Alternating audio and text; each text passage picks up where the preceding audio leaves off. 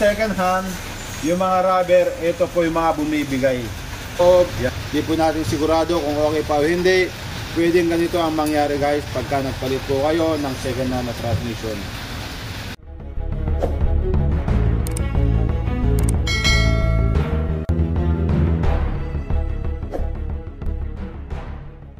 So guys, shout out guys, ako pala si Mr. Pads Mechanic, si John Mindis, dito po kami sa Starmatic.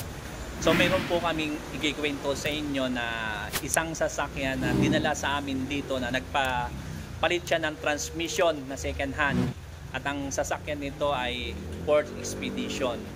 So dahil nga sa nagbili siya ng second hand, after how many months sir? 6 months. Wala pang 6 months bumigay yung kanyang transmission. So hayaan natin si Sir John ang magkwento sa inyo para tayo mga follower namin at mga customer namin, bakit ayaw namin na magpalit ng second hand, kundi ang mas gusto namin i-rebuild yung inyong automatic transmission. Araw sa ating lahat. Guys, ito nga pala itong transmission na to, transmission type nito guys, 4R70W. Yes, ito po yung transmission type niya. Itong transmission na to guys, pwede itong gabi sa Expedition. Actually, sa Expedition to. Galing pa sa Expedition. Yung ginagawa natin ngayon, Ford Expedition. Ito, kinakabit po ito sa Ford Expedition, Ford Mustang, Crown Victoria, at saka Grand Marquis. Yan po yan. Yan. Kadalasan namin ginagawa sa Saudi to guys. Ganitong klaseng transmission. So ngayon guys, ang direkta na po tayo kung ano nag-i-issue ng transmission. Ito po guys, pinagpalitan po ng transmission nung may-ari wala pang 6 months.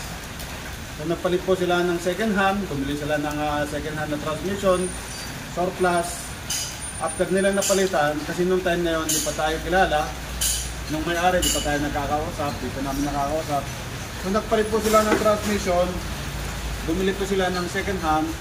After 6 months po, ay wala pa 6 months na napalitan nila, bumigay po yung second hand na transmission na kung saan pinalit nila. Tapos ang nangyari, pumunta rito yung may-ari at sabi sa akin, Sir John, gusto ko nang ipa-rebuild yung transmission na pinagpalitan namin na sasakyan namin na Ford Expedition. At yung second hand kasi na binili namin ay napakaagang bumigay yung guys. So take note po, nagpalit po sila dati ng transmission na second hand. So bakit hindi namin ina-advise na magpalit ng second hand? Ganun ho ang pwede mangyari. Pagka pa nagpalit ng second hand transmission, hindi po natin alam kung ilang kilometer na po yung tinakbo niyan, kung okay pa ba yung mga clutch sa loob, kung okay pa yung mga o-ring, hindi po tayo nakakasigurado. So guys, mas ina-advise talaga namin na i-rebuild yung transmission at nagbibigay po tayo ng 1-year warranty, mas mahaba po yung lifespan niya.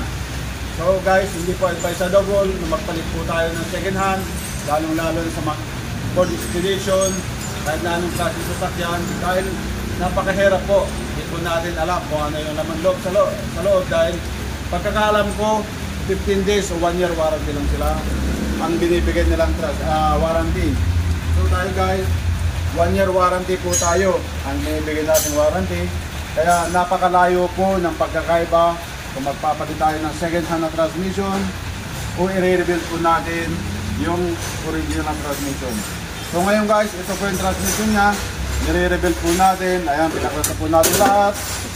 Yan, yung bomba, pinaklas na po natin lahat, pinaghiwalay na natin lahat. At sa ngayon, hinuhugasan po natin. Kung makikita natin guys, andito yung mga lumang pyesa, yung mga lumang clutch niya, puro sunog lahat yung mga clutch niya. So pwedeng ganito rin ang mangyari pag nagpalit kayo ng transmission na second hand, dahil hindi po natin nakikita yung laman loob, yung clutch na sa loob, hindi po natin sigurado kung okay pa o hindi. Pwedeng ganito ang mangyari guys pagka nagpalit po kayo ng second hand na transmission. At saka yung palit laman loob guys, napakahirap din avail yung ganong proseso, dahil unang-una para lang din pa kayong nagpalit ng surplus, pagka po palit lamang loob ang gagawin po ninyo. So luma lang din po ang gagabit pagka palit lamang loob. hindi po tayo nakakasigurado na magiging okay guys.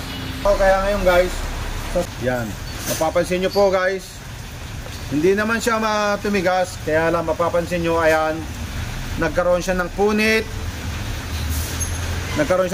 yung rubber, at nagkaroon po siya ng internal leak. Pagka nagkaroon po ng internal leak, nagkakaroon po siya ng pagkasunog ng clutch lining sa loob ng transmission. Yan po nagiging dahilan bakit nasusunog yung clutch lining, dahil nagkakaroon po siya ng internal leak. So kung mapapansin nyo guys, yung servo piston, ayan, punit po din yung rubber. So ganyan po ang nangyayari pagka surplus, second hand po yung kakabit natin, palit ng buong transmission na surplus o kaya palit ng laman loob, ganyan po ang pwede mangyari. Maaari guys, umobra mga 1 month, 2 months, 3 months, swerte na tayo pag inabot ng 6 months. So yung guys, ang kadalasan nangyayari pagka nagpalit po tayo ng laman loob o kaya nagpalit po tayo ng surplus. So pinaka the best way po talaga, complete rebuild transmission, palit ng mga bagong pyesa, palit ng bagong o-ring. So makasigurado pa tayo na lalabas na 100% yung ating transmission pagka complete rebuild po ang ating gagawin. So yung guys, maraming pong salamat sa panonood. Sineshare lang po namin kung ano naging experience ni Chef sa kanyang transmission. Maraming pong salamat sa inyong suporta. Ito po si John Mendez ng Starmatic. God bless po sa ating lahat. Narinig ninyo ang naging issue kung bakit ayaw namin ng second hand. Hindi dahil sa gusto naming kumita, kundi ang aming pong advice ay para din sa inyo, hindi kayo magkaroon ng dobling gastos. So dito lamang po kami sa proper San Jose del Monte, Bulacan. So kung may mga katanungan nyo kayo, ay direct nyo kami sa aming Facebook page kay Mr. Pads Mechanic o dito sa Starmatic kay John Mendez. So maraming salamat. God bless you.